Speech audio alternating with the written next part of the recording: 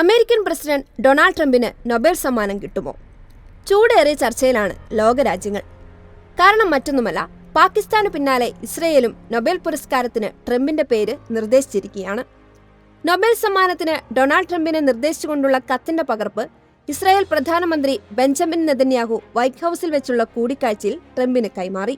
ഒന്നിനു പുറകെ ഒന്നായി ഓരോ രാജ്യങ്ങളിലും ഓരോ മേഖലകളിലും US പ്രസിഡന്റ് ട്രംപ് സമാധാന ദൂതനായി. അതിനാൽ സമാധാനത്തിനുള്ള പുരസ്കാരത്തിന് ഞങ്ങൾ താങ്കളെ നാമനിർദ്ദേശം ചെയ്യുകയാണ്. പുരസ്കാരം താങ്കൾക്ക് അർഹതപ്പെട്ടതാണ്. മിസ്റ്റർ പ്രസിഡന്റ്, നൊബേൽ സമ്മാന സമിതിക്ക് അയച്ച കത്തിന്റെ പകർപ്പ് നിങ്ങൾക്ക് മുന്നിൽ അവതരിപ്പിക്കുന്നു. ഇതായിരുന്നു നെതന്യാഹുവിന്റെ വാക്കുകൾ. സ്വയം സമാധാന വക്താവാണെന്ന് ട്രംപ് അവകാശപ്പെടാറുണ്ടെങ്കിലും ഇസ്രായേലിന്റെ ഈ നീക്കത്തിൽ ട്രംപും അല്പം സ്വല്പം ഞെട്ടാതിരുന്നില്ല. നിങ്ങളിൽ നിന്നും ഇത് പ്രതീക്ഷിച്ചില്ലെന്നും വളരെയധികം നന്ദി ഉണ്ടെന്നുമായിരുന്നു നെതന്യാഹുവിനോടുള്ള ട്രംപിന്റെ മറുപടി. പഹൽഗാം ഭീകരാക്രമണത്തെ തുടർന്നുണ്ടായ ഇന്ത്യ പാകിസ്ഥാൻ സംഘർഷത്തിനു ശേഷം ട്രംപിന് 2026 സമാധാനത്തിനുള്ള നൊബേൽ പുരസ്കാരം സമ്മാനിക്കണമെന്ന നിർദ്ദേശവുമായി പാകിസ്ഥാൻ സർക്കാരും രംഗത്തെത്തിയിരുന്നു. ഇന്ത്യ പാകിസ്ഥാൻ സംഘർഷത്തിൽ ട്രംപ് നടത്തിയ മികച്ച നയതന്ത്രവും നേതൃപാഠവും ട്രംപിനെ നൊബേൽ സമ്മാന ജേതാവാക്കാൻ പരിഗണിക്കണമെന്നായിരുന്നു പാകിസ്ഥാൻ സർക്കാർ ഔദ്യോഗിക എക്സ് അക്കൗണ്ടിൽ കുറിച്ചിരുന്നത്. എന്നാൽ ഇന്ത്യ പാക് സംഘർഷം പരിഹരിക്കാൻ ട്രംപ് മധ്യസ്ഥത വഹിച്ചെന്ന വാദത്തെ ഇന്ത്യൻ സർക്കാർ തള്ളിയിരുന്നു. ഇരു രാജ്യത്തെയും സൈനിക മേധാവികൾ തമ്മിലാണ് ചർച്ച നടന്നതെന്നും പാകിസ്ഥാന്റെ അഭ്യർത്ഥന മാനിച്ച് ആക്രമണം അവസാനിപ്പിക്കുകയായിരുന്നുവെന്നുമായിരുന്നു ഇന്ത്യയുടെ പ്രതികരണം. നേരത്തെയും പലതവണ ട്രംപിന് നൊബേൽ നാമനിർദ്ദേശം ലഭിച്ചിട്ടുള്ളതാണ്.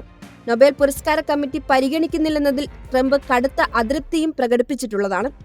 റുവാണ്ട ഉൾപ്പെടെയുള്ള ആഫ്രിക്കൻ രാജ്യങ്ങളിലും ഇസ്രായേൽ പാലസ്തീൻ റഷ്യ ഉക്രൈൻ സംഘർഷങ്ങളിലും താൻ സമാധാന ശ്രമങ്ങൾ നടത്തിയെങ്കിലും തന്നെ നൊബേലിന് പരിഗണിക്കാൻ ഇടയില്ലെന്നതിൽ അതൃപ്തിയിലാണ് ട്രംപ്.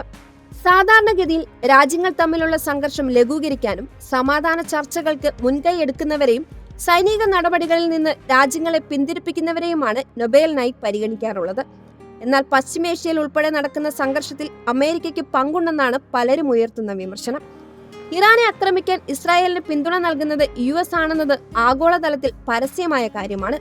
ഗസയിൽ നടക്കുന്ന വംശഹത്യയിലും ഇസ്രായേലിന് US പിന്തുണ നൽകുകയാണെന്നും സംഘർഷം ലഘൂകരിക്കുന്നതിനായി ഫലപ്രദമായ ഇടപെടലുകളൊന്നും നടത്തുന്നില്ലെന്നും അന്താരാഷ്ട്ര തലത്തിൽ വിമർശനങ്ങൾ ഉയരുന്നുണ്ട്.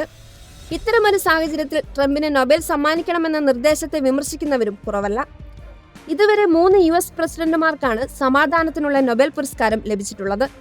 1906 Theodore Roosevelt, 1919 Woodrow Wilson, 2009 Barack Obama എന്നിവർക്കാണ് പുരസ്കാരം ലഭിച്ചത്. ഇവർക്ക് പിറകെ ട്രംപും ആ പട്ടികയിൽ ഇടം പിടിക്കുമോ എന്ന് വൈകാതെ അറിയാം.